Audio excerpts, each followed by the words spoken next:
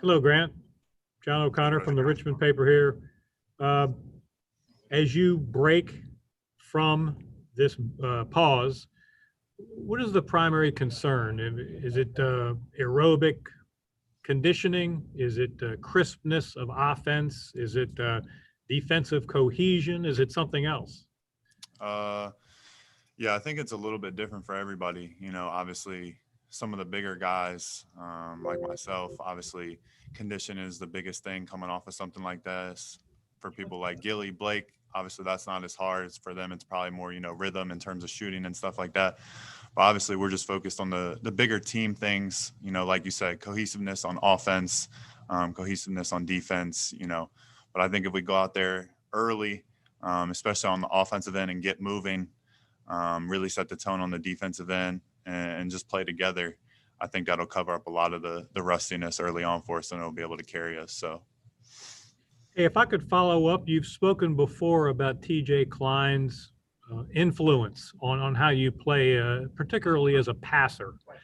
Can I ask you to elaborate a little bit on that? And if what you do now, how much of what you do now is a result of watching him play and playing alongside of him and learning from him?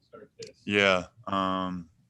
Obviously I got to sit out that year, like you said, and watch him and the way he ran the offense. And I think that was the biggest thing, just watching how he operated within the system, sort of some of the reads that he made as a younger player. You sort of tend to get stuck in the idea of just going through the offense and making the first read that you see. The older you get, and it's something that I've watched him do, you take your time more. Obviously, the game slows down for you as you get older, but you take your time more and you're able to hit those second or third options that you probably didn't see when you were a freshman and sophomore. So just being able to see him do that and sit there and watch that for a whole year while I was out, I think really progressed my movement through that a lot faster than it would have if I didn't get to watch him. Thank you. Hey, Grant. Obviously, this is the now second shutdown you've come off of this year, but a little bit different from the first. Maybe had been a false positive the first time. We don't know. It was a little bit shorter. And, I think it was fair to say you guys did come out a little sluggish after that first pause because it's tough when you don't practice. Is there anything you learned or that you took away from that first pause, seeing how you came back from that and saying our approach, our adjustment's different this time to come out with some energy tomorrow? Yeah, obviously that was our first time when it happened, back whenever that was. So we didn't really know what to expect in terms of how much practice time we were going to get and all that. And we were sort of really thrown into the fire there. Luckily this time around, well, I guess unfortunately, because we had to cancel a game or two. But, we've been able to get a couple practices under our belt. A couple guys got to get in early this week. And then we were lucky enough to have everybody starting on Wednesday. So having 3 full practices going into the game with everybody, I think will be a huge help. I don't think the approach is really different, but definitely just more time out there together coming out of this second shutdown, I think will be big for us. Hi, Coach Mooney. John.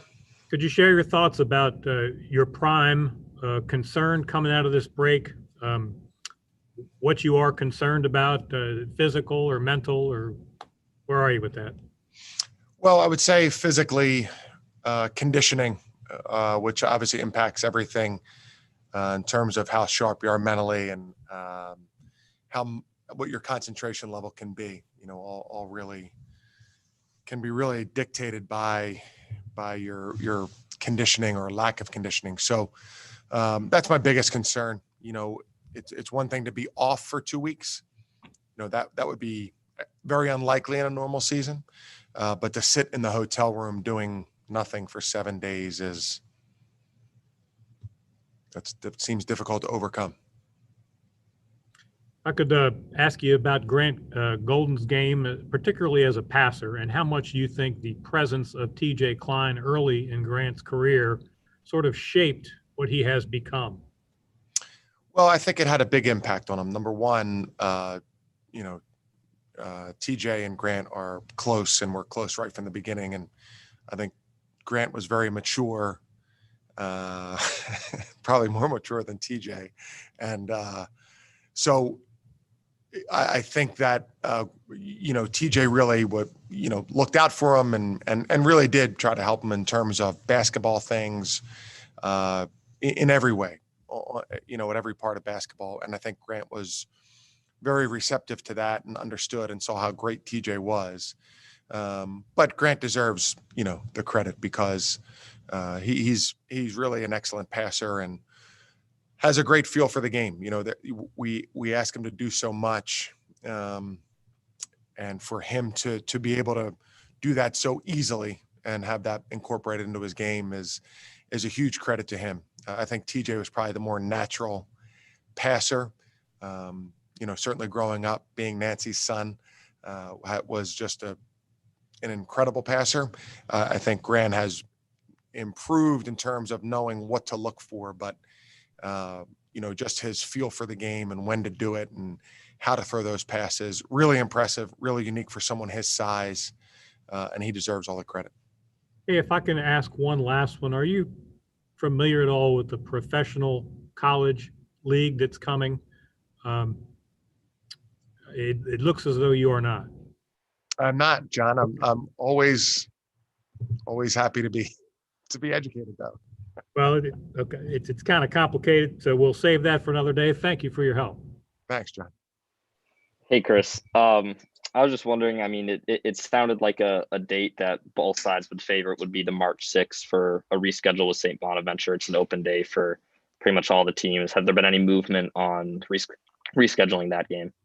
Not yet. That is a date that everybody has, because we moved that final game into the first semester, but we didn't play that game because of Duquesne or because of issues at Duquesne. So we have not gotten that far yet. I feel like, I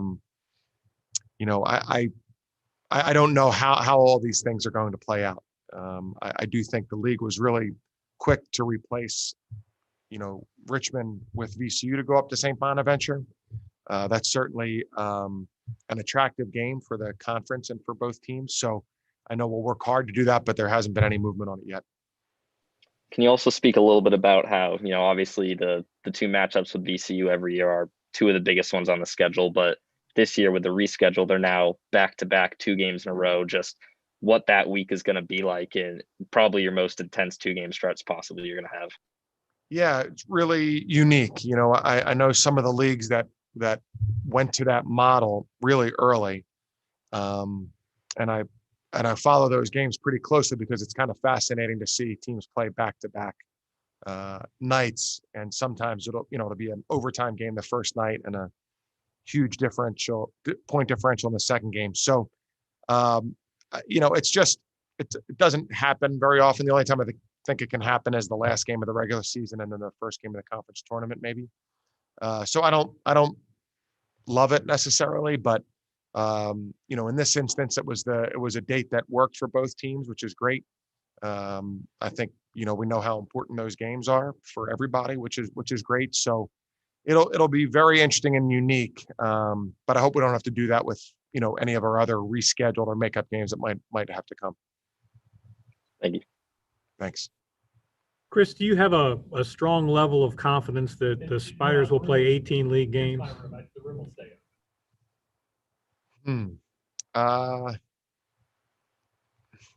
18 seems high, John. I don't know. It's so hard to predict, obviously, with so many teams and different protocols and coming out and false positives and all those kinds of things. So it's really hard to predict that. I don't necessarily know 18, but I don't think we would miss more than a couple.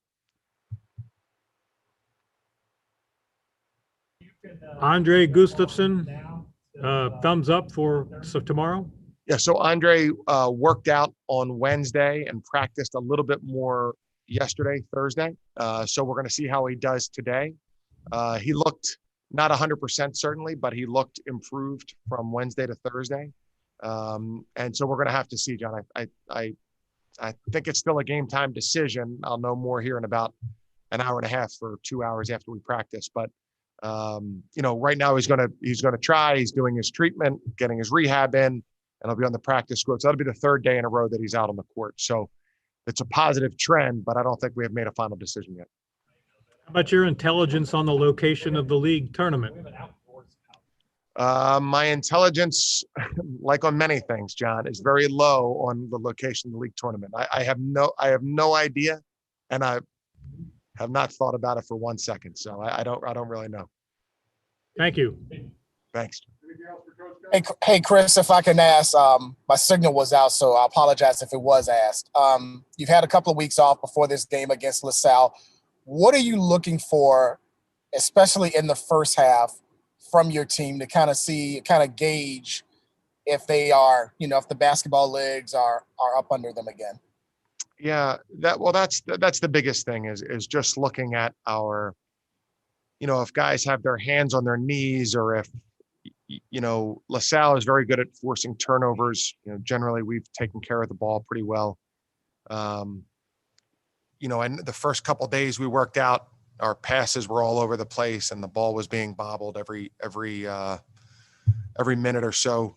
That's improved, but I would say that's the biggest thing is just how quickly we get tired. I think as the game goes on, you develop a little bit of your second wind, but just how quickly we get tired, because I think a team like LaSalle, who's athletic and disruptive, could cause problems for that. So I hope that we can get to that second win pretty quickly.